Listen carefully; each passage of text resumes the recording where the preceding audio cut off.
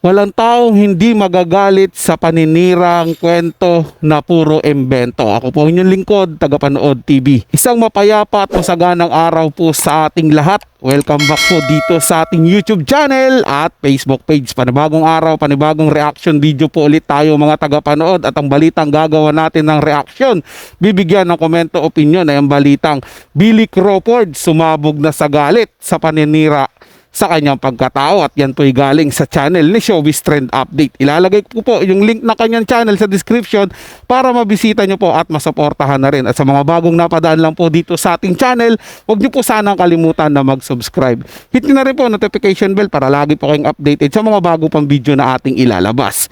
Share, like, and comment din po kayo mga tagapanood, atin yung babasahin at pupusuan. Kaya naman huwag na nating patagalin to, simulan na po natin ang ating reaction video sa araw na to mga tagapanood. Let's do this! Welcome back sa aking channel. Actor-singer Billy Crawford nagsalita na sa bali-balitang pumanaw na siya. Billy nagbanta at magdedemanda sa mga tao na nagpakalat ng maling balita tungkol umano sa kanyang pagpanaw. Panuurin at pakinggan ang buong detalye.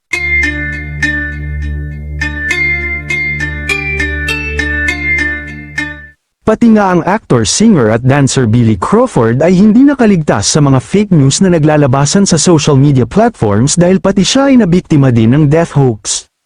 Sobrang dismayado siya ngayon dahil sa kabila ng pagiging healthy niya at pagkayod para sa kanyang pamilya ay hindi niya inaasahan na mabibiktima siya ng ganitong katinding balita. Bagamat talamak na sa social media ang mga ganitong fake news, tila nalulungkot pa rin siya dahil nagagawa ito ng mga desperadong tao para lang kumita ng pera. Matatandaan na nagulat ang fans ng actor-singer nang makarating sa kanila ito dahil sa mabilis itong kumalat sa social media platforms na labis nilang ikinagulat. Inakala din ng maraming netizens na totoo ito. Pero agad naman nakumpirma na fake news ito dahil sa mga ilang fans din ni Billy ang nagsiwalat na sadyang paninira lang ito. Ayon pa sa ulat mula sa Philippine Star, mariin itong itinanggi ni Billy at sinabing nasa mabuting kalagayan siya. Hindi rin niya pinalampas ang pagkakataon na paalalahanan ng publiko tungkol sa pagkalat ng fake news, na mag-ingat sa mga ganitong balita lalo na't talamak na ito sa social media. Samantala, sa kabila ng insidente, positibo pa rin ang pananaw ni Billy at nagpapasalamat sa mga taong tunay na nagmamalasakit at nag-aalala para sa kanya. Patuloy niyang hinikayat ang lahat na mag-ingat sa mga hindi beripikadong balita na naglipa na sa online platforms. Sa ngayon ay pinag-iisipan na ni Billy na sampahan ng kaso ang mga tao na nasa likod ng ganitong maling balita. Sinabi rin niya na mag-ingat ang mga netizens sa mga nababasa online. Matatandaan naman na hindi lang ito ang unang pagkakataon na may nabalitang artistang pumanaw na, dahil marami na rin ang nabiktima ng death hoax, kaya naman maigi na maging mapanuri sa mga nababasa, lalo na sa mga ganitong news na nakakaalarma. At syempre kung bago pa lang kayo sa aking channel ay mag-subscribe na kayo para lagi kayong updated sa mga showbiz trends na ina-upload ko. Maraming salamat po.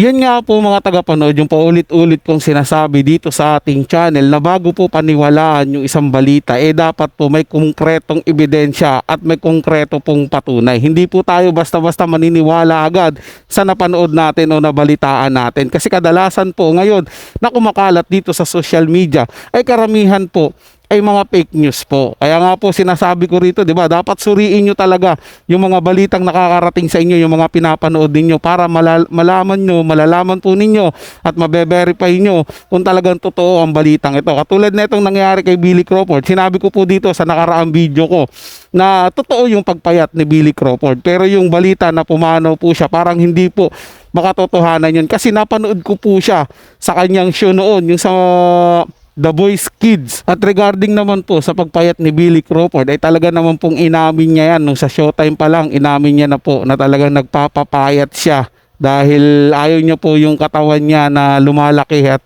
tumataba siya.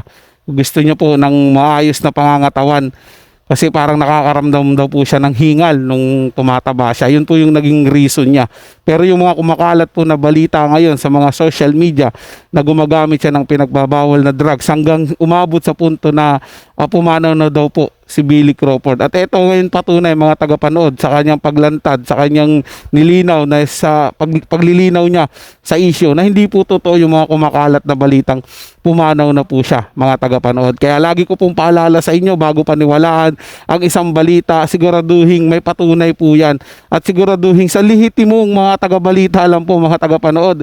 Tayo naman dito ay nagre-reaction lang sa mga lumalabas na balita at hindi po natin minsan maiiwasan na nakakapag-reaction tayo ng mga fake news. Ganun pa man mga tagapanood, tinatama po natin yan para man hindi po maligaw yung ating sumusubaybay dito po sa ating channel. So yun lang po mga tagapanood, na may nagustuhan nyo po yung ating talakayan sa araw na to at kung kayo bago lang po na napadaan dito sa ating channel, huwag nyo po sanang kalimutan na mag-subscribe. Hit nyo na rin po notification bell para lagi po kayong updated sa mga bago pang video na ating ilalabas.